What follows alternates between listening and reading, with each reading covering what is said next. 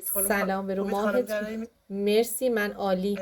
من زنده باشید. خانم آرنگ هستم، از بچه های خانم قاعدگی و خانم بایارم.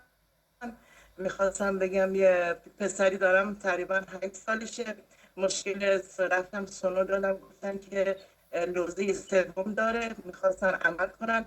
بعد از روغن بادرم شیرین استفاده کردم، یعنی هر تو بینیش یه قطره ریختم. بعد به مدت 3 شب، شب روز چهارم دیدم بچه میگه مامان یه چیزی اومده تو بینی، میخوام فین کنم.